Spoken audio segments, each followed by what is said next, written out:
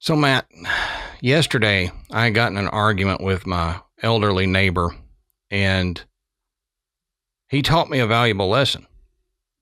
Don't throw false teeth at your vehicle because you might dent your truck. Oh, my God.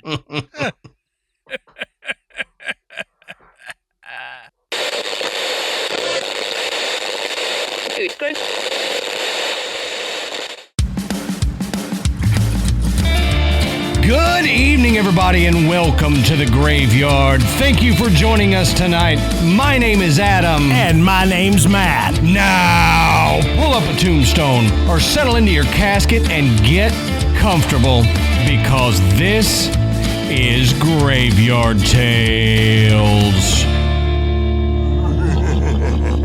All right, everybody, here we are again. Matt, how you doing tonight, brother? And I'm doing pretty good. Good. You thrown your false teeth at anybody lately? Not lately. Well, that's good. So I just tell everybody real quick at the top of the episode here, it is pouring frickin' rain outside my house. So if you hear thunder or anything going, that's the rain that just was too loud to cut out. So I apologize for that. They were saying it was going to rain. They didn't say it was going to storm like this, but good thing, we do our show inside and not outside. Before we get into it, we'll say go check out the Podbelly Network at podbelly.com. You can find a list of shows that we're happy to be associated with, and you can find some tips and tricks on podcasting if you're into such things. While you're on the internet doing your thing, first, go check out our sponsors. We are happy to have our sponsors. Matt and I don't do ads for things that we don't believe in. Right. So we find these good products or good services, and we think you guys will too. So use the link that we have in the show notes of the episodes, plus the code, if there is one, get you something neat. At least go look them up, because when you get stuff from them, they come back to the show and they help sponsor another episode of Graveyard Tales. Also, go over to patreon.com/Graveyard Tales. Sign up to become a patron. You can find, a whole back catalog of episodes that we've got. We've got 3 different levels, 1, 5, and 10.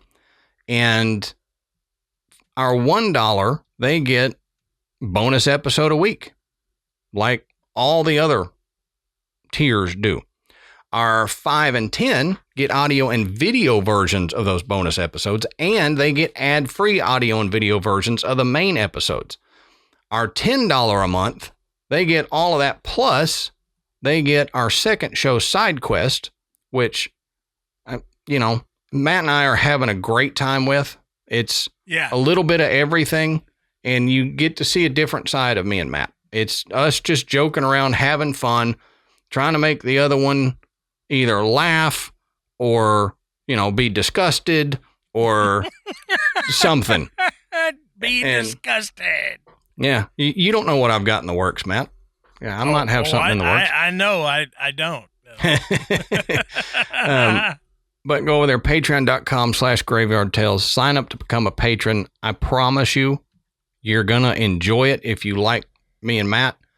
And there's, like I said, a whole back catalog, hundreds of episodes that you can get, and all different topics.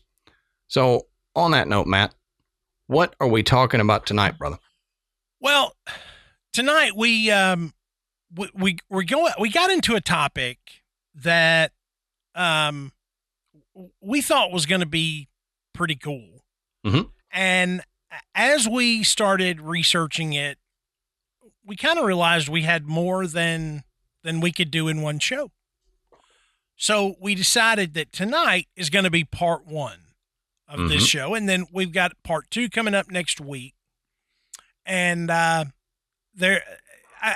think this is going to be interesting, because I'm not so sure that everybody understands this. We are going to discuss the Grand Canyon and all of the oddities that are associated with it in the paranormal sense. Right. It's not just one thing. Right. It's multiple. I mean, we're talking about hauntings. We're talking about unexplained phenomena. We're talking about potentially ancient artifacts from other parts of the world. Right. Okay.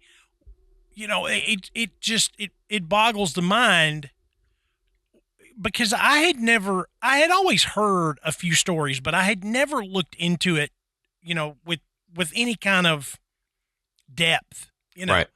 But like I said, as we got into this, we found out, wow, there's a lot more meat on this bone than we thought there was. Mm-hmm. For sure. So tonight we are going to discuss the history of the Grand Canyon, how it was formed, why it's the way it is. And then we're going to talk about some of the more famous ghost stories that are associated with the Grand Canyon. Right. And at the end of the show, we're going to talk about what we're going to dig into part 2. So sit back and enjoy part 1 of the Grand Canyon. Right. And right as you said, the Grand Canyon, thunder clapped outside my window. So hopefully, hopefully like that was Law caught. and Order. Yeah. Yeah. The Grand Canyon. Yeah. Ambiance. So as we always say, go check our sources down at the bottom of the show notes. You can find where we found all the information, and there's a ton of links for this episode. I know just personally for me, I had a buttload. I had more than I normally do. So there's a bunch of sources that you can go check out and keep learning, if you will. So few locations on the planet can rival this amazing great wound in the earth, is how it was described to Francisco Vasquez de Coronado by the Hopi in 1540. Great wound in the earth. Yeah. Which, I mean, in reality, that's what it is. It's an old earth wound. It needed earth sutures to close it up, but we didn't have sutures that big, so we have the Grand Canyon. Now, the Grand Canyon is 278 river miles long from Lee's Ferry to the Grand Wash Cliffs.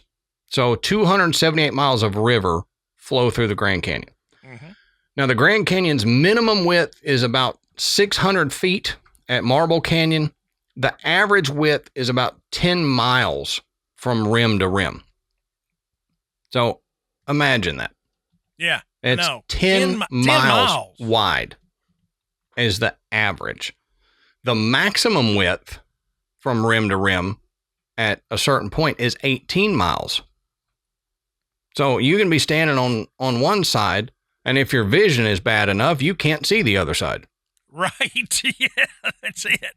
If I didn't have my contacts in, I don't know if I'd see the other side. But the average depth is about a mile from top of the rim down to the bottom.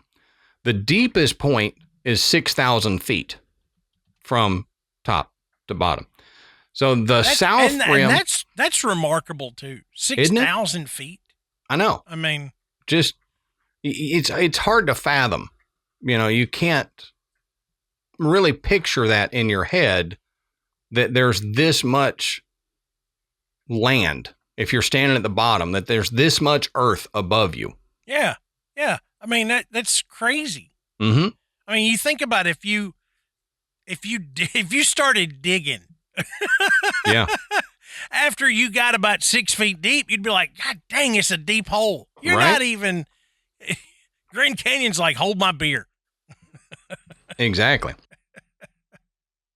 So the south rim is about 7,000 feet above sea level, and the north rim is about 8,000 feet above sea level. So the volume of the Grand Canyon, you think, what could it hold? It's 5.45 trillion cubic yards. 5.45 trillion cubic yards. Yeah, it's big, y'all. It is real big. It's the great wound of the earth. And as my family would say, it's big as hell, man. That is big as hell. So the Grand Canyon, you may not think about it because, I mean, you're just thinking, oh, it's a big cut in the earth, but it's filled with wildlife. Yeah.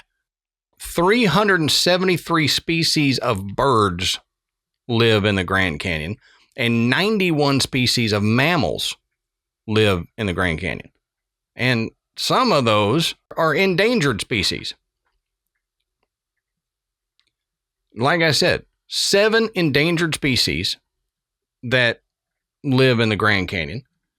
Among these species are birds. So the California condor, the southwestern willow flycatcher, and Ridgway's rail. There's fish, too, that are endangered that live there in the Colorado River. The humpback chub, which was my nickname in college.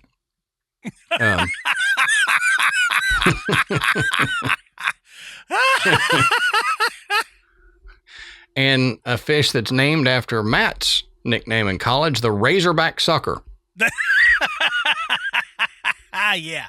So that was me. There's also an endangered species of snail in there, the Kanab amber snail. So it is a biodiverse region where you think, oh, it's just a canyon, kind of desolate. Sure, there's some stuff in there, but no, it's very biodiverse. And, we need to look at how it was formed.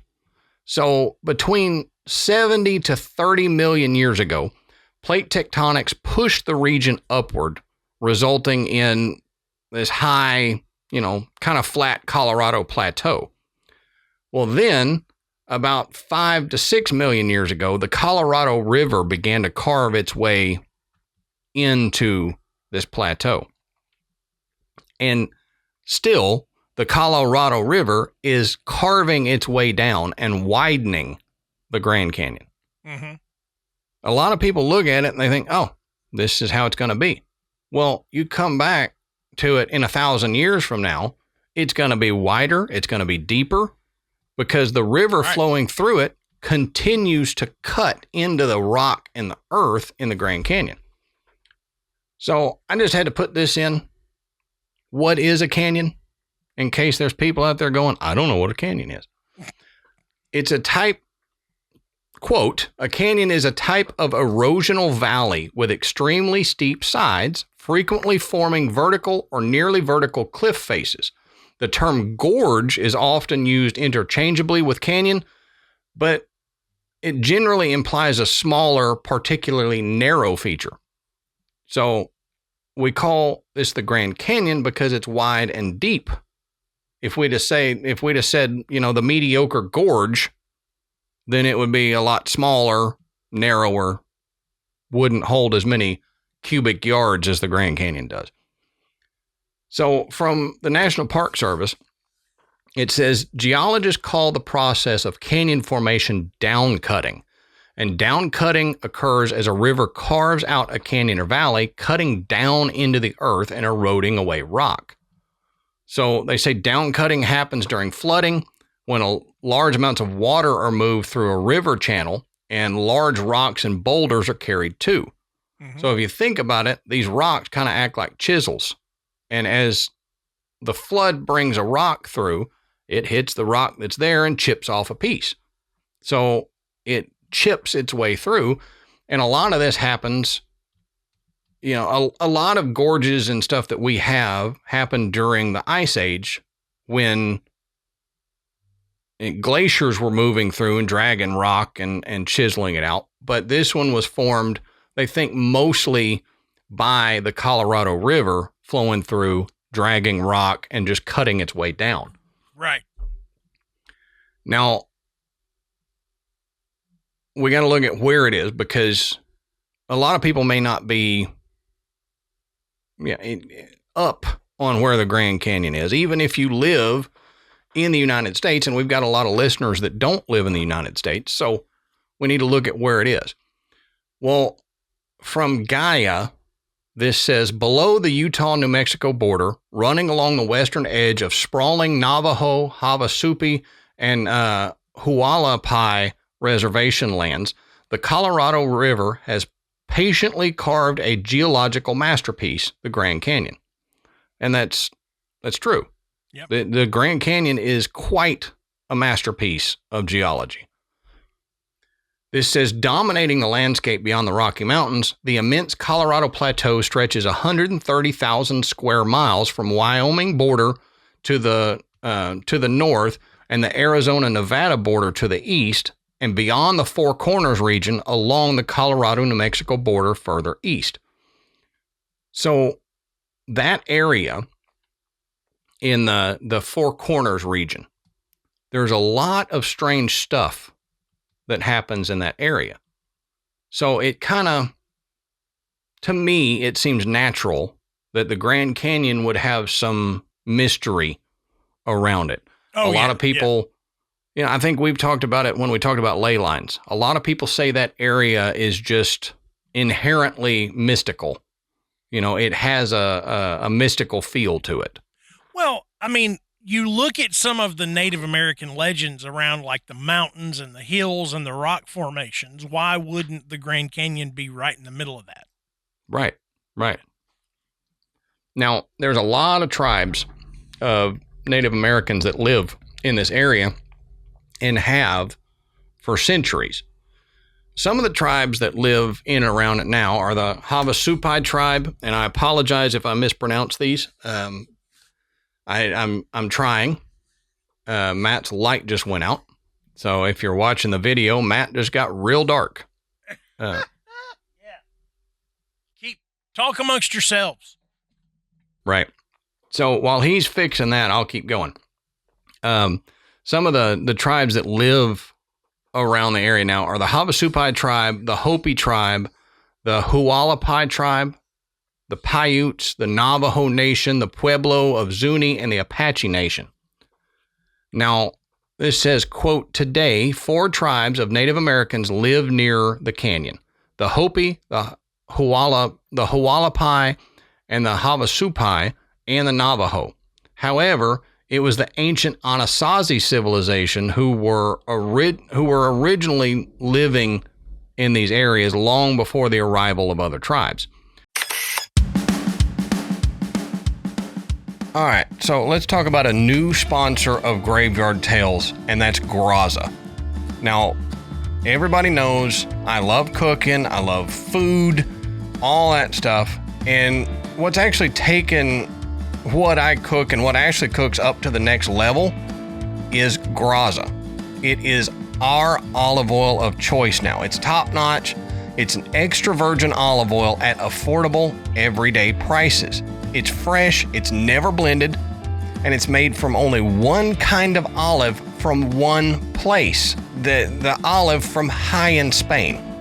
So you know that it's going to be good if it's from one olive only, and it's not this blended thing that you can get from, cheap grocery store olive oil. Now, Graza has not one but 2 different olive oils, and they come in squeeze bottles. And, you may think, why do I want my oil in a squeeze bottle? Well, let me tell you, it makes it so much easier to use, and it's BPA free. I spoke to the guy at the company. It's BPA free, and it's tinted to keep the sunlight from destroying the olive oil and the flavor of the oil. So you don't have to worry about that. They've got the Sizzle, which is their everyday cooking oil, and it can handle heat with a smoke point up to 410 degrees.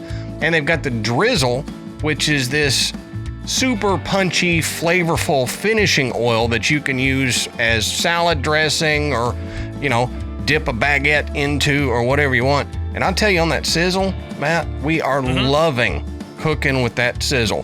One of the pictures that you'll see if you're watching the video is actually from us using it on all our food on the stove. And I got the bottle of Sizzle sitting there because I was like, everything we're cooking has this oil in it. I need to get a picture of it. It's great. Yeah. And I'm one of those weirdos that actually has put olive oil on ice cream before. Oh yeah. And so when we got this, that was the first thing I wanted to do. And so I put a little bit of the drizzle over some pistachio ice cream with a little bit of sea salt flakes on top. Yeah. Oh, it's out of this world. If you are sitting here thinking, I don't know about that, you got to try it. It makes everything so creamy and flavorful. I mean, just put it right over vanilla. I mean, it's fantastic. And for our recent football party, we had the drizzle out with some spices in there. We were dipping the bread in there. It was a big hit. Everybody loved it. Yeah. So with Graza olive oil, you get 10% off your first order of any olive oil on their site. But I recommend the starter kit. Right. You'll get 2 squeezy bottles of olive oil, sizzle for cooking, drizzle for finishing with an extra kick of flavor. Plus, they'll include 2 refill cans. If you run out of olive oil, there's no need to buy a new bottle. Graza makes it easy to be eco-friendly with their refill cans that are perfectly portioned for your sizzle and drizzle squeeze bottles. Which is amazing. I mean, yeah. You think about that, and you buy other olive oils, you've just got to pitch the thing. Well, you can buy the Graza oil and just crack it open and pour it into your existing bottle, and then recycle your can. Exactly. You can also find their bottles and refill cans on shelves at a Whole Foods or a Target near you. Both the Squeezy Duo and the refill cans seal in freshness and block out light to maximize flavor and quality. So head over to graza.co and use our code GRAVE, GRAVE, to get 10% off your Graza starter kit and get to cooking your next chef quality meal. That's right. If you want to get a super fresh, vibrant, extra virgin olive oil, all you've got to do is head over to graza.co. That's Graza, Graza.co, and use our code GRAVE, GRAVE, and you can get 10% off your Graza starter kit and get to cooking now.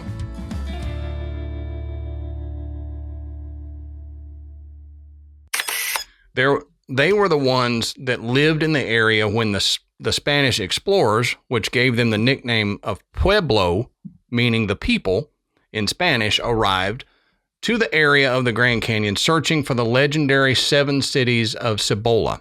Now, the Hopi tribe, they call it the Salt Canyon, and the Paiute tribe call it the mountain lying down, which I like that term, the mountain lying down. I think it's an interesting interpretation of it. Now, Hopi mythology tells of how 2 brothers tossed lightning bolts and piled mud to build the Grand Canyon and the river that cuts through it. Well, the Hualapai legend says that after a great flood occurred in that area, there was a famous Hualapai hero. He used a large knife and a club to dig, all by himself, a channel into the earth until the sea of sunset that would lead all the waters, all the flood waters, back down to the ocean. So the hot sun baked the ground afterward, and it gives it its current look. So the Hualapai people say this hero of their tribe, when it was flooding, created this canyon to allow the flood waters to recede from their land.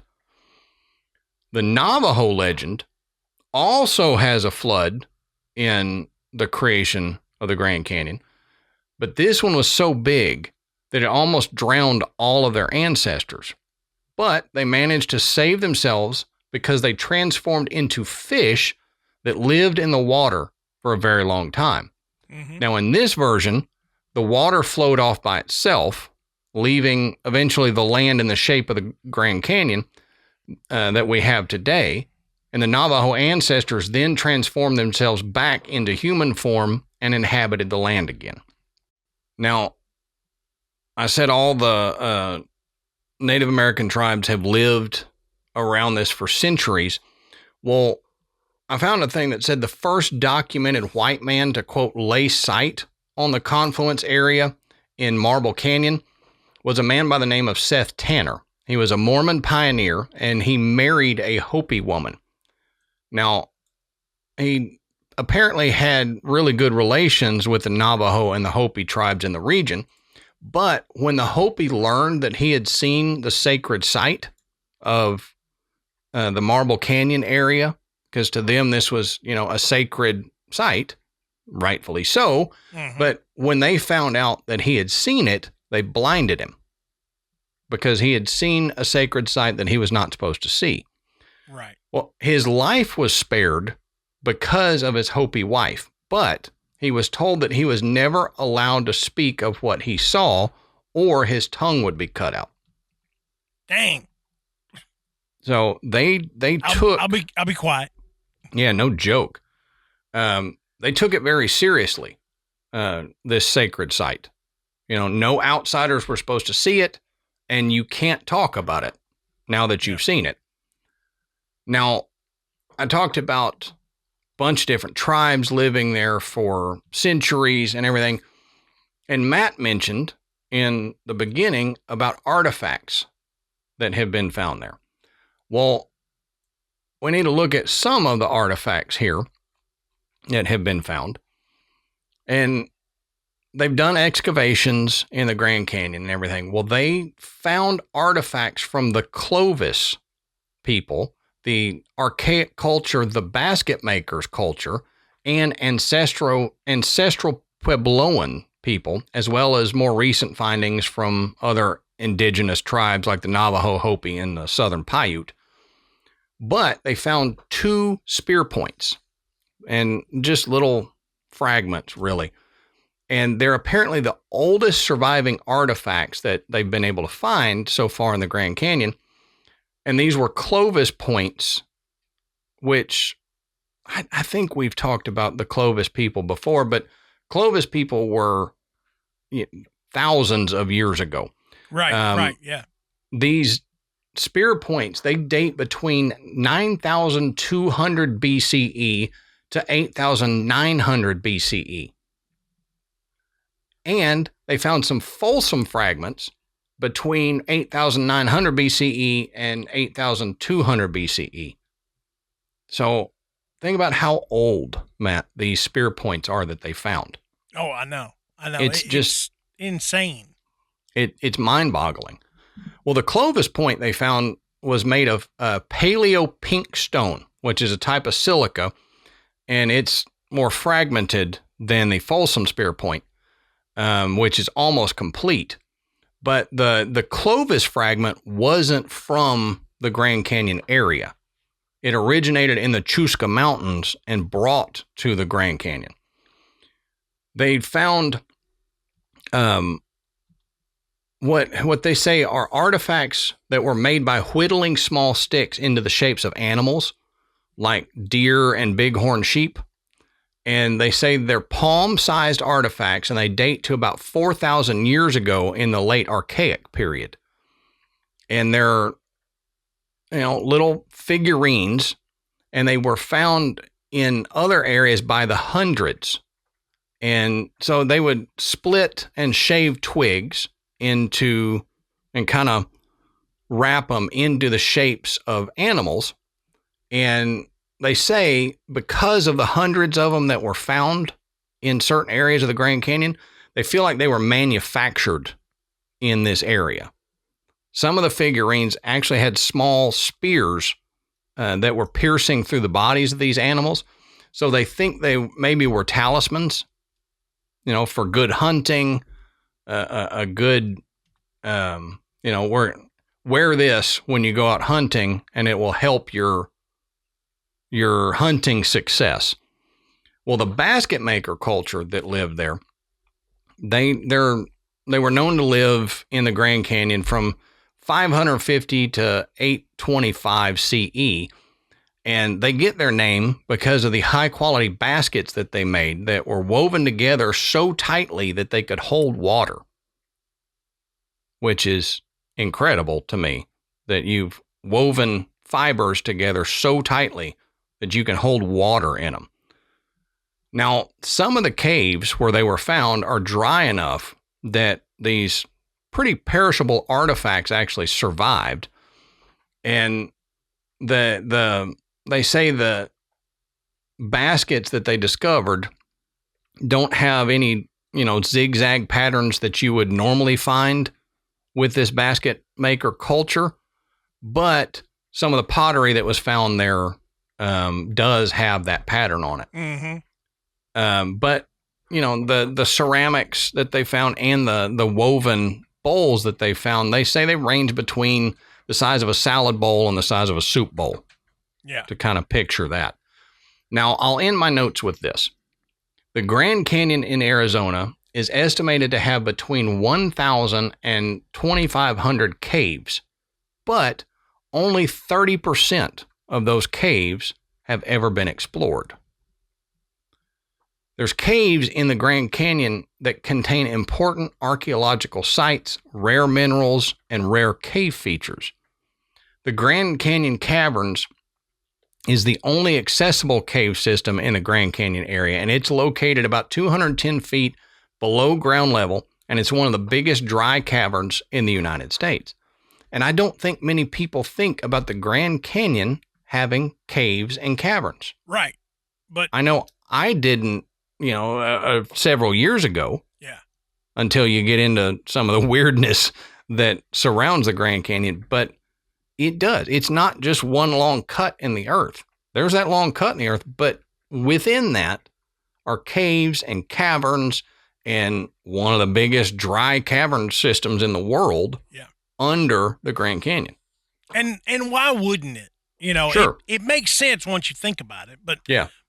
Like you said, most people don't stop and think about it.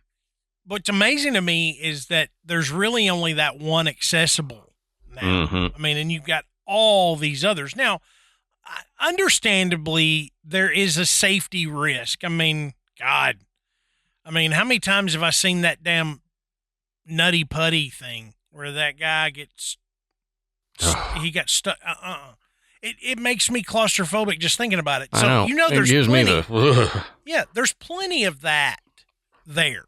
But it makes you wonder, with that many caves, surely some of them are more accessible, that they could be explored. But right. For whatever reason, they have not.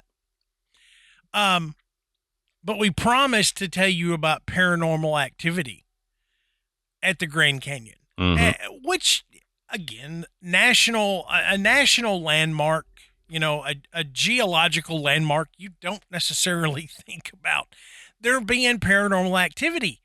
But the Grand Canyon has plenty of it.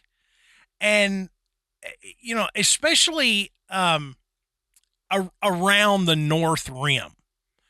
And in that area, all the activity seems to point toward a spirit that is referred to by locals as the Wandering Woman.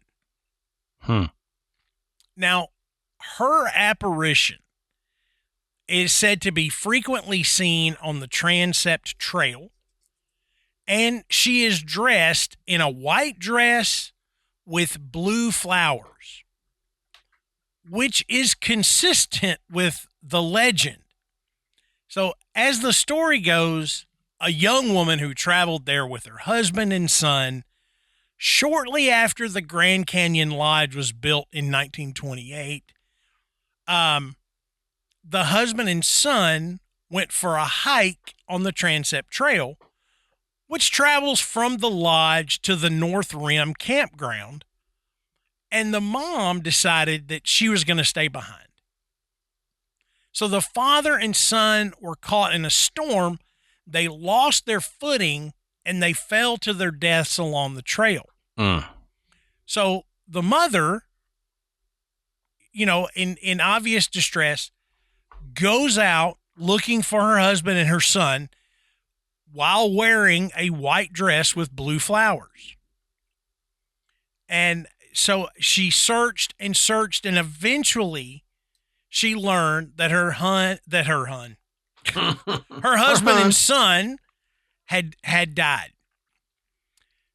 She was so distraught over this, she went back to the lodge and took her own life.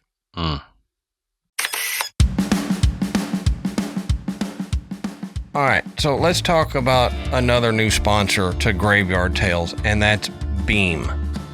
So first, I'm going to say this. Matt knows, and y'all probably know too, I have a hard time sleeping. Under normal circumstances, Adam can't fall asleep.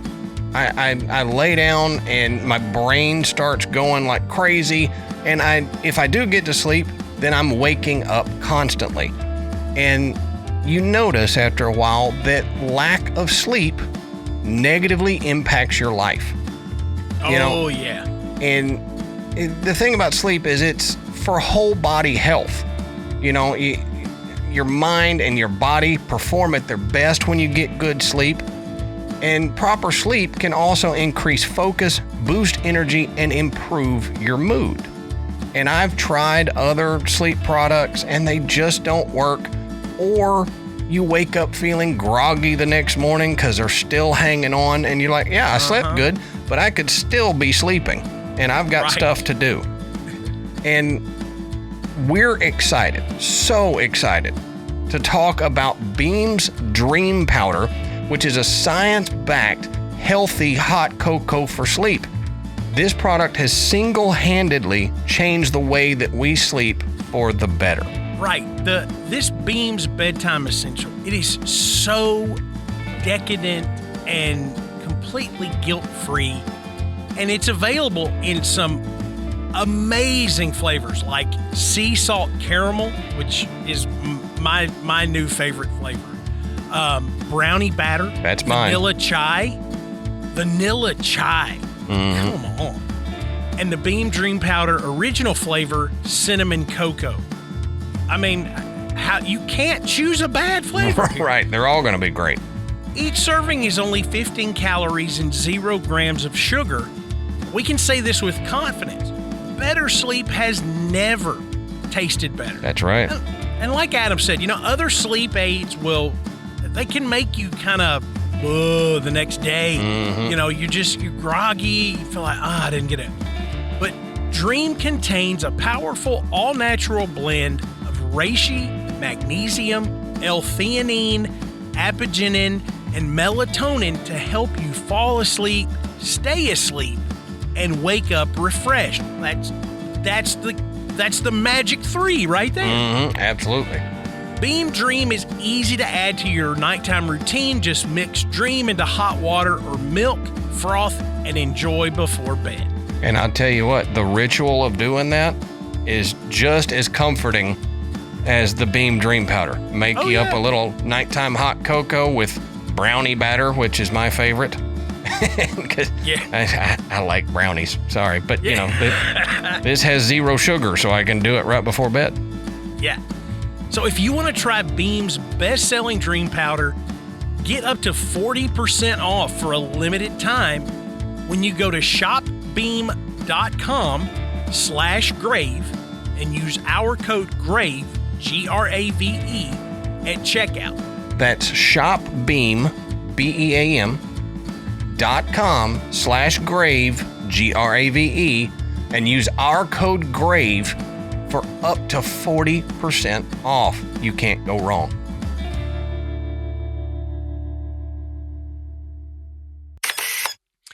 Now, at night, it is said that you can hear the wandering woman crying, especially along the trail.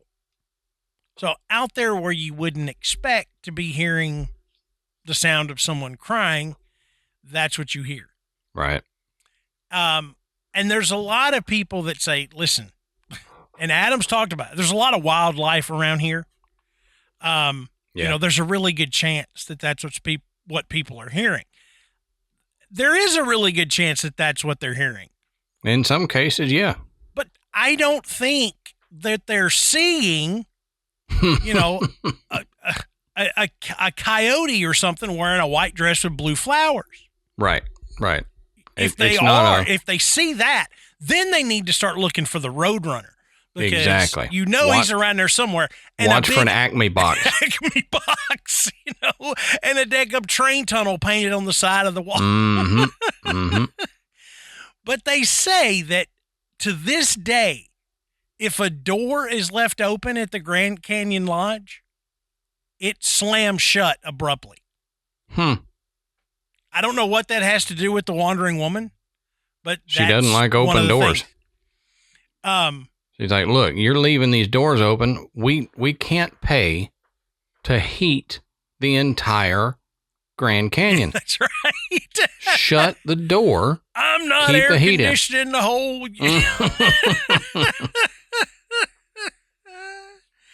I remember my dad saying that and going, yep.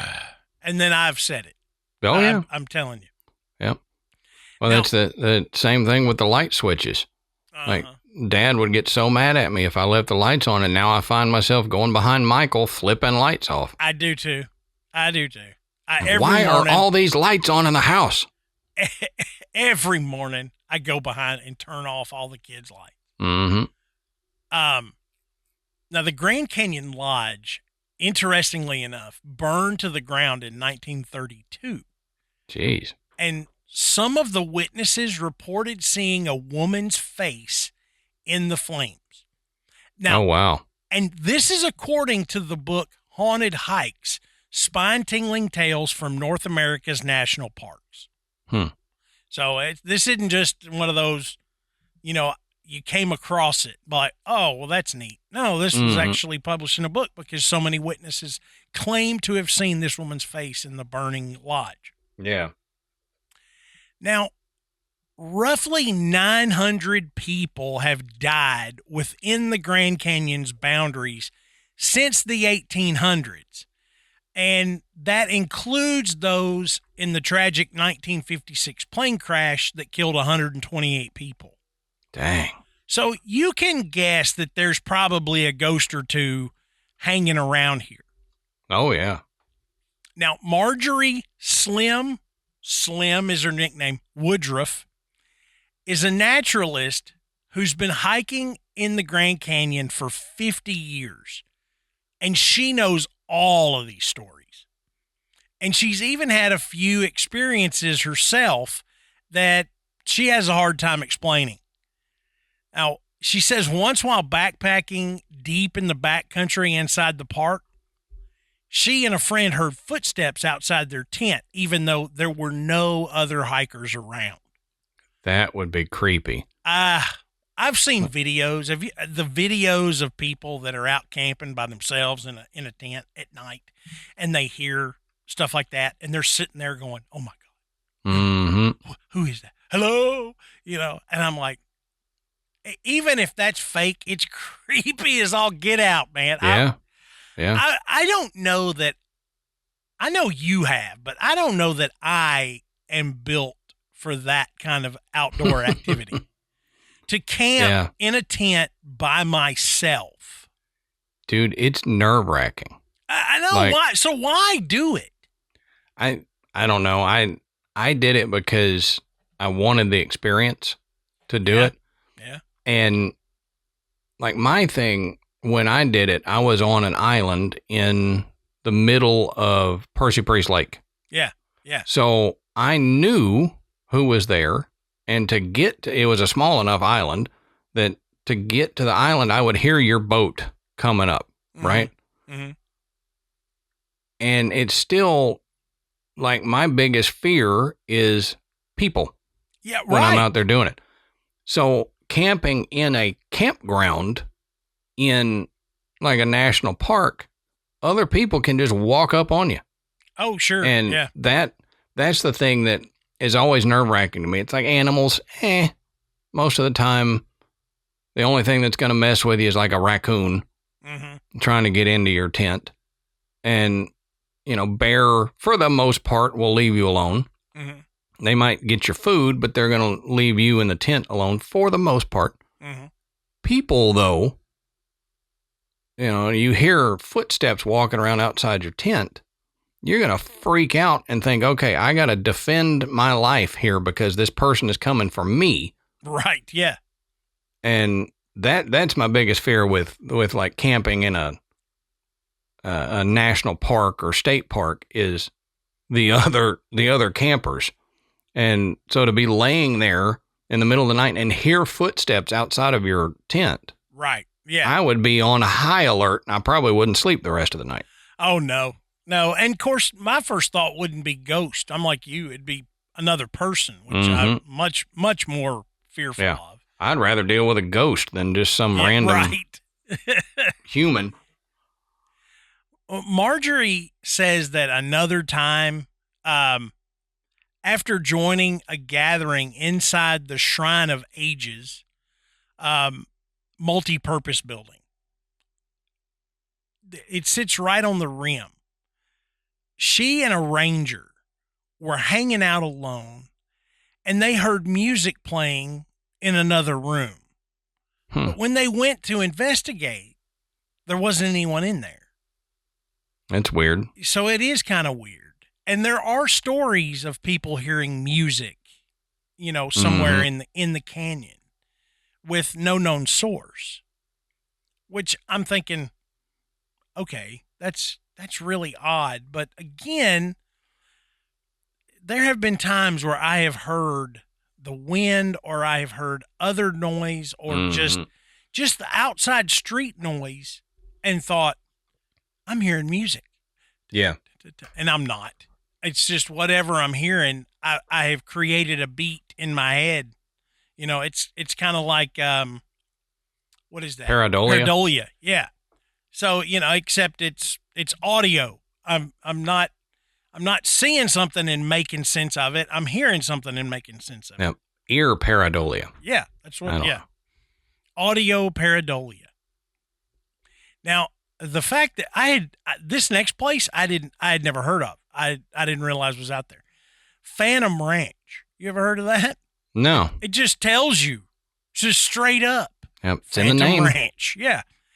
It is a 101-year-old ranch that's built on a plateau just above the river. And it consists of a few cabins and bunkhouses surrounded by a larger lodge. Stones from Bright Angel Creek were used as pillars for the buildings, which allows it to blend in to the surrounding cottonwoods. And this is what the Rangers call parkitecture. Okay, so it's man-made, but it blends into the natural surroundings. And that's witty, parkitecture. Yeah, I know. Witty Rangers. Mm-hmm. So when John Wesley Powell voyaged through the Grand Canyon by boat in 1869, his expedition rested in this very spot at the base of stone huts that were built there by ancient Puebloans. Mm-hmm. Wow, I can't believe I got that on the first try. Because when you read it, you're like, how do I say this? It's simple, but our tongues don't want to put those syllables together for some reason. Yeah.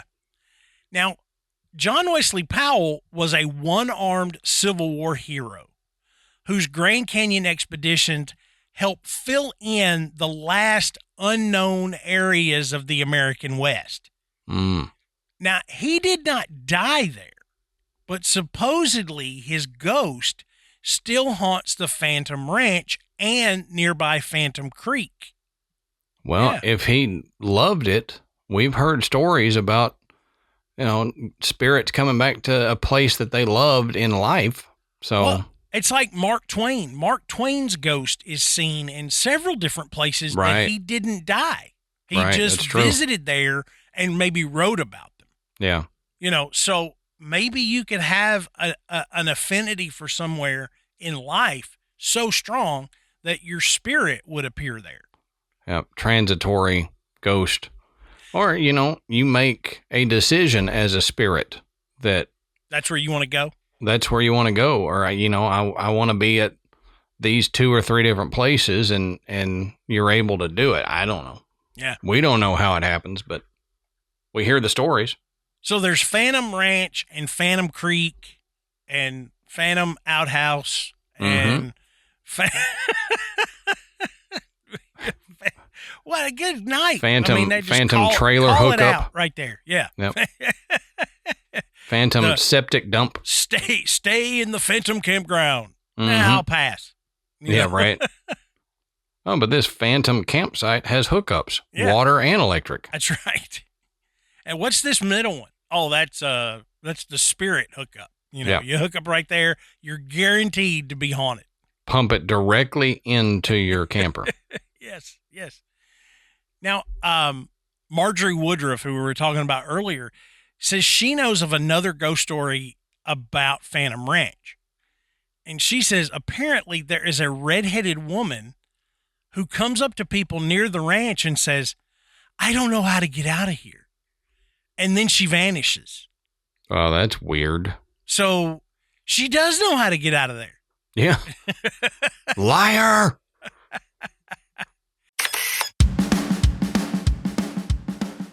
Adam, I don't know if your underwear drawer is like the Wild West. Mine used to be. Oh, mine sure used to be too. But it's not anymore. Right. Thanks to Undies. I mean, guys' underwear sometimes is just whatever, Yeah. But, it doesn't have to be that way. And I'm telling you, if you're working during the day and your underwear sucks, it's terrible. Yeah, your whole day's going to suck if you put on the wrong pair of underwear. It's creeping up. It's, you're just messing with it. It's rubbing you the wrong way. It is horrible. Or it's baggy and weird and you got old man underwear on. And oh, yeah. God. You don't have to worry about that with Undies.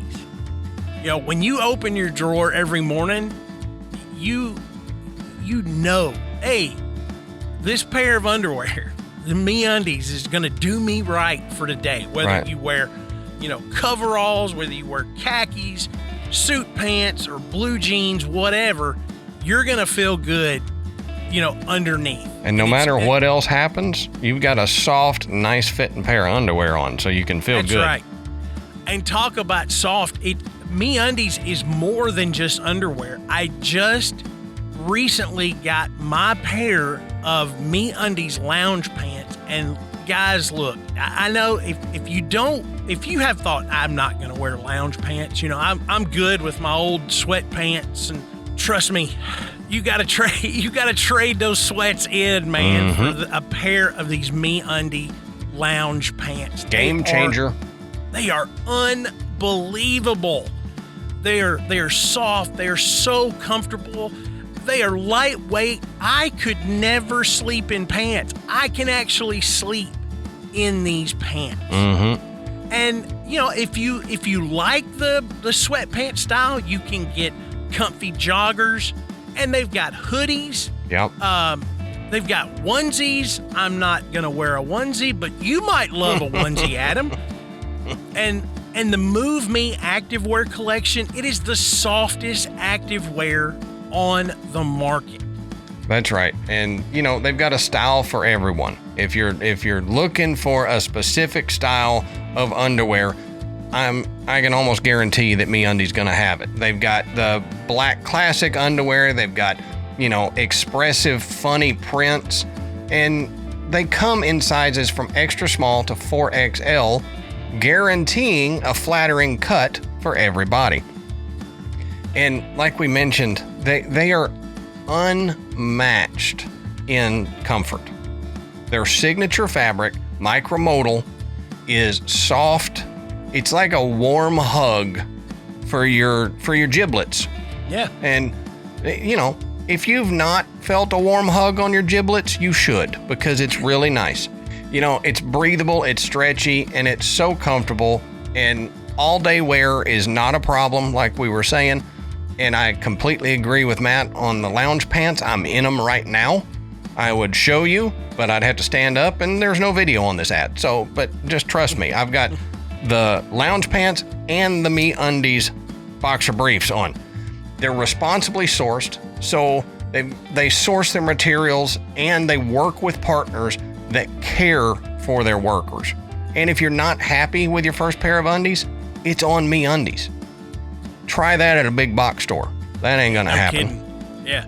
So to get 20% off your first order plus free shipping on orders of $75 or more, go to meundies.com/graveyard and use our promo code GRAVEYARD, GRAVEYARD. Yeah, that's meundies.com/graveyard with our code GRAVEYARD, GRAVEYARD, for 20% off.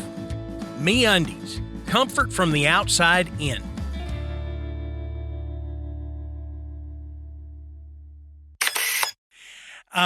But witnesses have also reported seeing ghostly workers at the nearby Maricopa Point. So, look, I've worked my whole life. I don't want to have to work in death as well. Right. You know, that's the true hell right there. Is you have to keep working. Mm-hmm. Oh man. You mean I got to dig ditches? Well, you didn't finish this in life. Yep, dig ditches in the afterlife? Really? They're like, well, somebody's got to do it. Why? Yeah. This parkitecture isn't going to build itself. Yeah. We need right. Hey, that's right.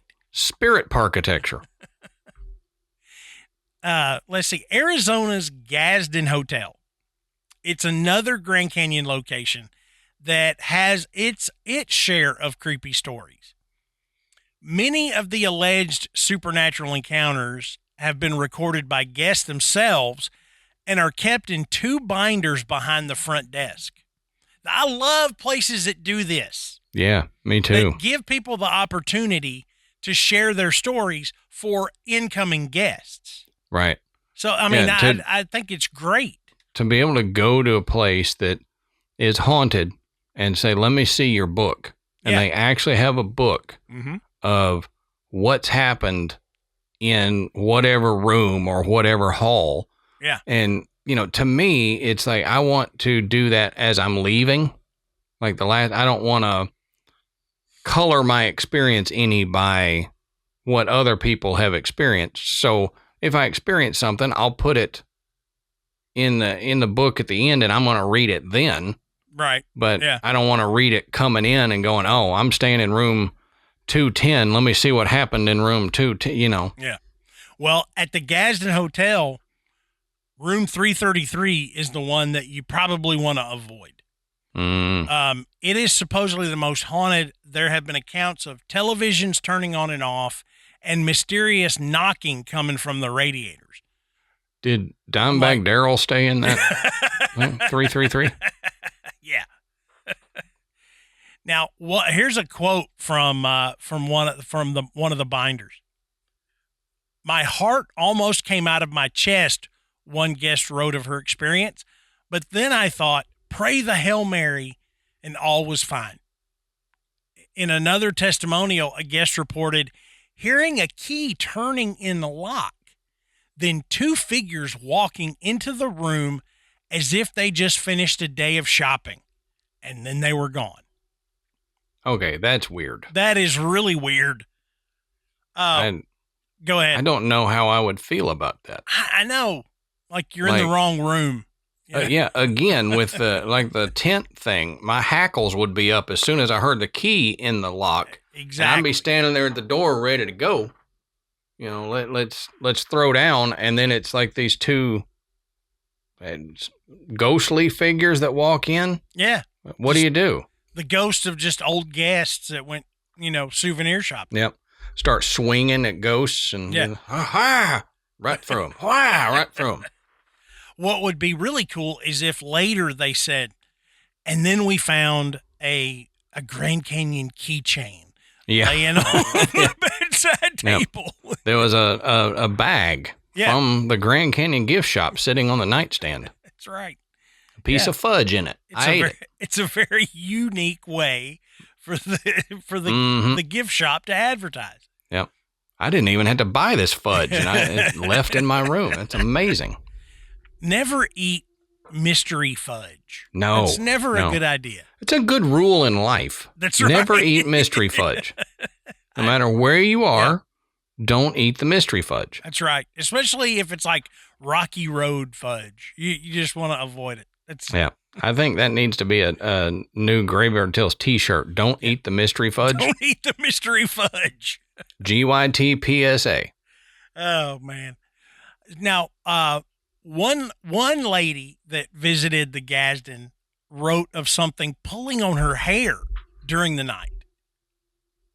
And another one said... Was it her husband? Yeah, it was her date. Yeah. Ease up now. He just trying to get her attention. But another one said she felt someone sit on the edge of the bed, then felt pressure as the person laid down next to me. That's creepy.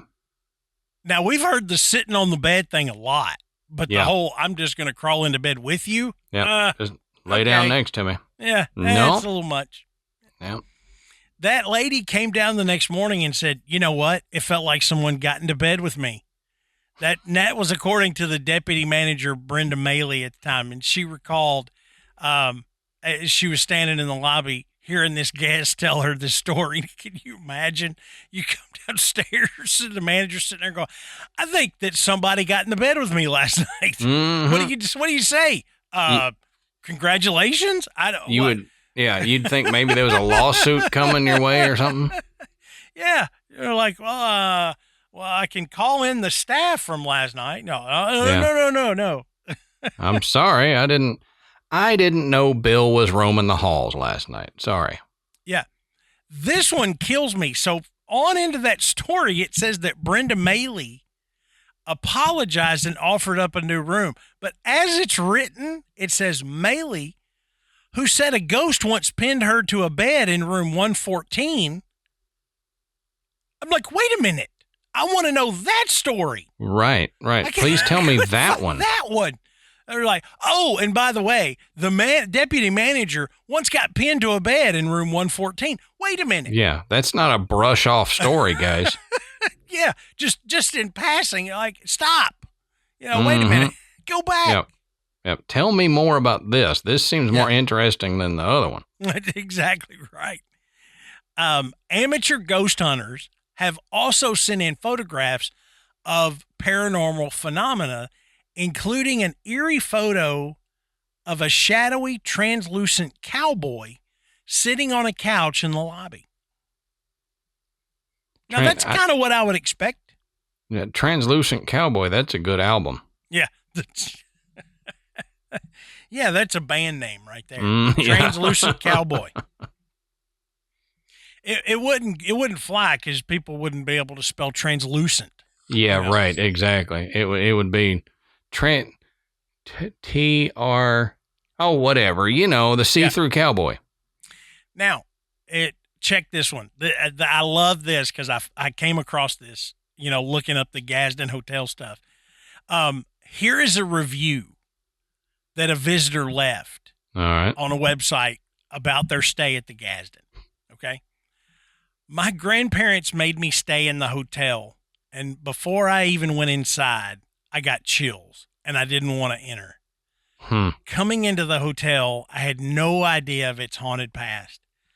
I sat on top of the balcony overlooking the lobby on a chair next to a hallway. I was on the phone with my boyfriend when I heard scratching at the corner of the hallway right next to me. I could hear scratching and shuffling feet, but I could see no one there. While on the phone, my boyfriend kept hearing whispers as I was talking, which I could not hear.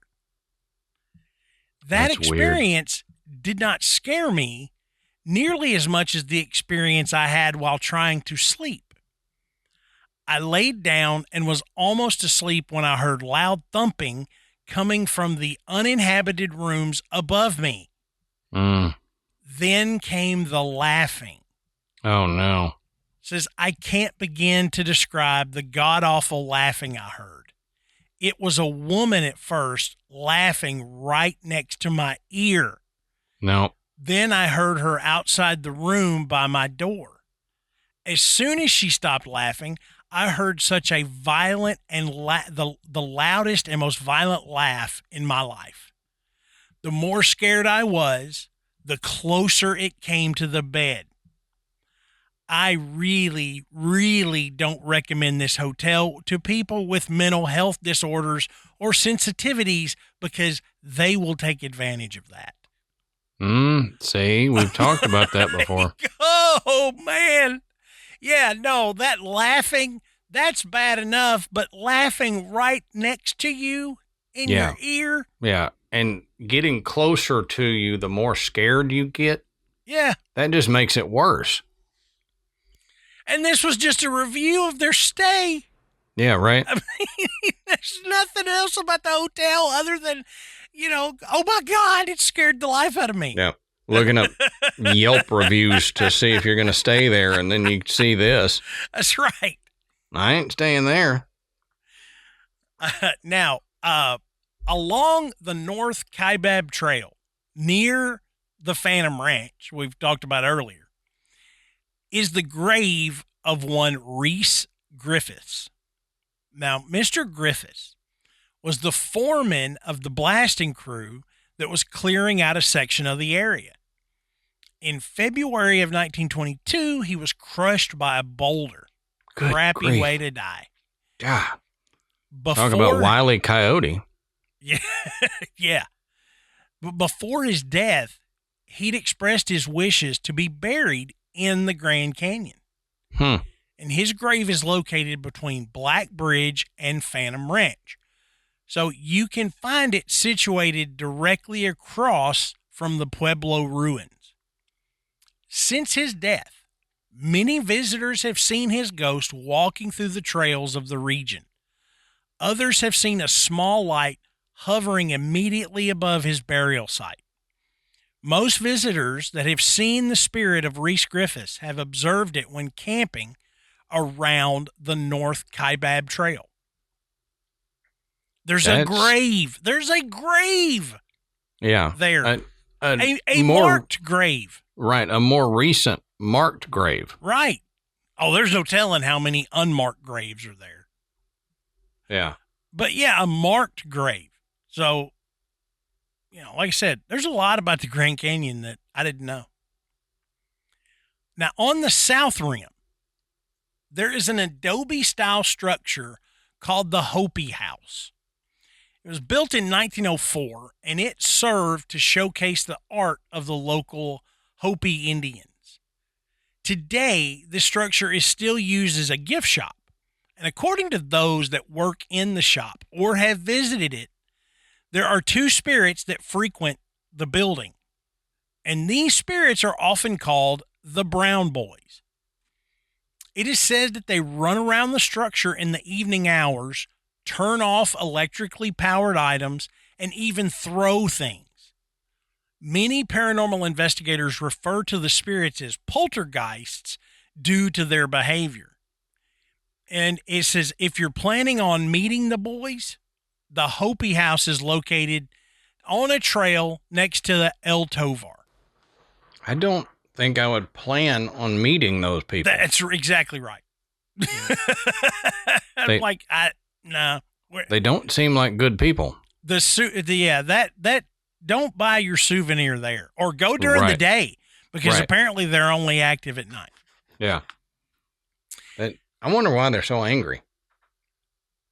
Oh yeah. Who knows? Like throwing stuff, and they didn't have they didn't have the little dangly thing with their name on it. Oh yeah. Yeah, that's it. It's like, I found Mark, Matt, Mitchell, but they didn't have, Morgan or something, Yeah, right. They didn't have a Montgomery license plate. That's right, yeah. I'm going to start throwing stuff. Now, the El Tovar, it's been rooming and serving guests since 1905. Okay, so it's one of the lodges. And it's perched on top of a bluff about 20 feet from the south rim.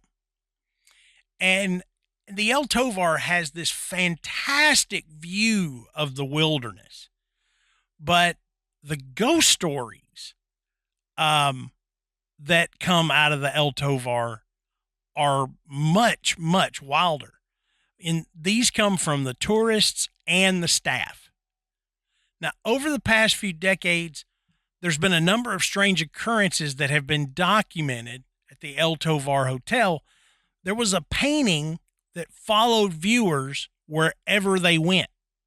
So it's like the old, there was a movie. This was great. There was a movie that came out when I was a kid that had Don Knotts and Tim Conway in it called The Private Eyes.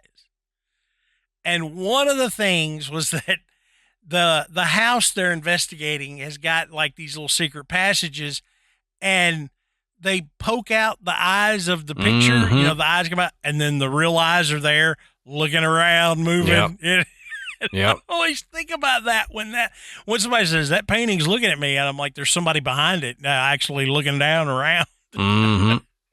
I always wish I had a house that I could do that. Yeah. Yeah. Have a painting behind and the then wall. get behind the wall and watch everybody.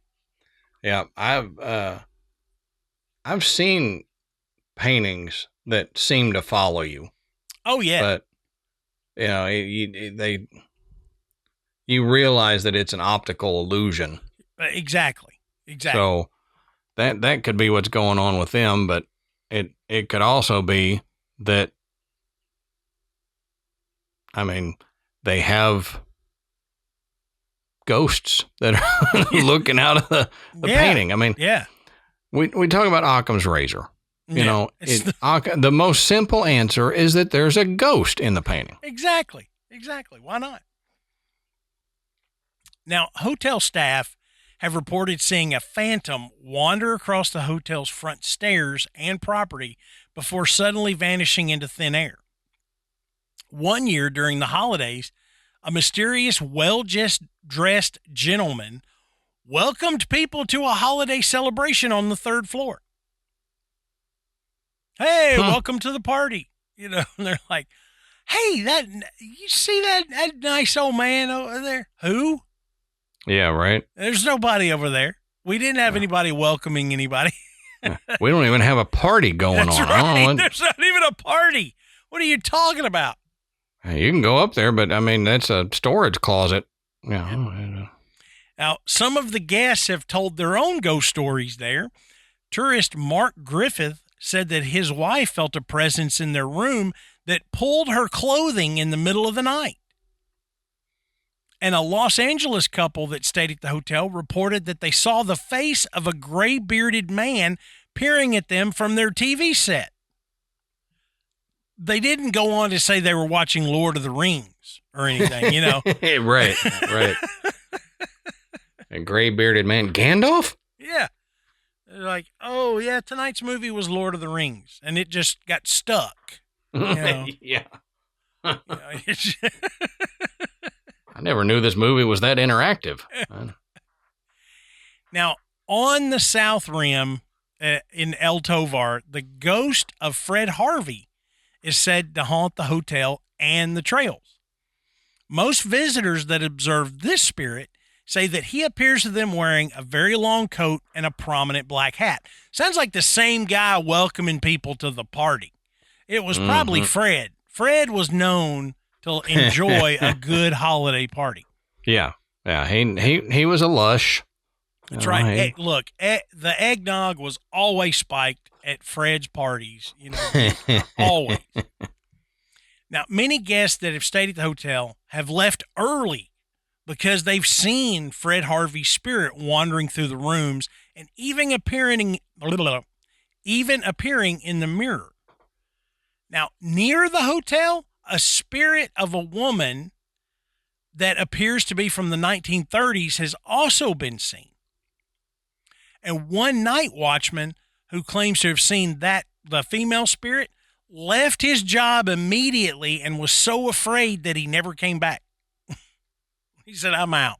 You're the night watchman, man. You're supposed to be looking for this stuff. I don't care. I'm done. I'm gone. Yeah, right. I just took off. Now, according to ghost hunters, several different ghosts have been reported at Crash Canyon. Now, why is it called Crash Canyon? Because, as I mentioned earlier, in 1956, 2 passenger planes collided right over that region. One hit the wall of Chuar Butte, and the other turned upside down and crashed into the Temple Butte. Mountain guides were hired to recover the main remains of the 128 passengers that died in the crash, and a mass grave is located on the south rim just west of the Yavapai Overlook. That it honors all of those that lost their lives that day. I'm like, oh man, what? They crash. This is 1956. Would they crash and they just buried them all right there? I guess maybe not much was left, but I guess, yeah. I was like, oh my gosh, yeah, you that's a good way to cause some spirits to stick around. You know, they died tragically. Let's just bury them right here. You think that's a great idea? Probably not, but we're going to do it anyway. Yeah, right. It doesn't seem like the best plan. Right. Hey, let's just, where they died, let's just bury them. Right. Well, I mean, if people did that nowadays, it would be chaos. Yeah. Yeah. I heard an old man died right there. Yeah, he's buried right under where you're sitting. What? Yeah. So story after story after story, ghosts after ghosts. I mean, come on. Who knew that the Grand Canyon was so haunted? There's so much paranormal activity, and I didn't. Yeah, I didn't either, and it ranges so much. I mean, you've got haunted hotels that are right there at the Grand Canyon in the park. You've got weird ghostly lights. You've got the apparition of different people in period clothing. You've got ghostly workers. I mean, what else do you need? I mean, it's all right there, and combine that with the fact that so much of that area was considered by Native Americans to be mystical land. That it must have some properties that would either hold on to or produce the energy that would allow these hauntings to continue on. But I unfortunately I have never been to the Grand Canyon. Yeah, me. I told Amanda just about a month ago. I said, look, when we finally retire and we can actually go and do some traveling, I said, this is what I want to do. One of these trips, I just want to go to all these places in the U.S. that I have not had the opportunity to see. I have seen the Grand Canyon from the air. Okay. I have flown over it several times, and I've been able to look down and see that portion of the Grand Canyon, but I have not actually ever visited, the park and stood there and seen it, walked out on that little glass thing that looks terrifying, but I would probably do it anyway. Yeah. I would probably have to drag Amanda out there. She would be like, I'm not going out there. Come on. Yes, you are. It's a story. It'd scare the crap out of me to try to do that. I said, look, we'll drag the grandkids out there. We'll make them go. Terrify them, scar them for life. Yeah. But as I said at the beginning of the show, this is just part one. We've got more coming. And it doesn't necessarily have to do with ghosts. So next week, we're going to be talking about an area known as Kincaid's Cave, where they may or may not have found a cache of Egyptian artifacts and possibly the remains of a giant underground city. Right. So we'll leave you with that. We'll tease you with that. So you guys tune in next week, and you're gonna hear the bizarreness, even crazier stuff. Yeah, of Kincaid's Cave. I promise it gets weirder. Mm-hmm. Okay, so check it out next week, and we're gonna continue talking about the Grand Canyon, and we're gonna discuss Kincaid's Cave. But as we say at the end of every show, what do you guys think? I know we've had plenty of listeners that have been there. Maybe you have had an experience at the Grand Canyon. Maybe you've been out there and heard some of these stories that we've discussed, or ones that we missed. Let us know. And the best place to do that is in our Facebook group. It is called The Graveyard. It's thousands of members, all sharing those personal experiences, talking about weird things that have happened. We share jokes and everything. It's a good place where you can go and talk about this stuff, and nobody's going to make fun of you. We all just want to hear these really cool stories. Yep. And don't forget to check out our website, which is graveyardpodcast.com, and there you can find links to purchase Graveyard Tales merchandise. You can listen to the show, and you can become a patron. And look, if you've been on the fence about this, it's a great time to pull the trigger and do that. You'd be helping the show. You get access to a huge catalog of bonus episodes, and you get access to side quests for your $10 membership. And look, we are just having a blast. If you just like the stupid banner that Adam and I go back and forth with, you need to check out SideQuest. Mm-hmm. So, for part 1 of the Grand Canyon, until next time, we'll save you a seat in the graveyard. See you soon.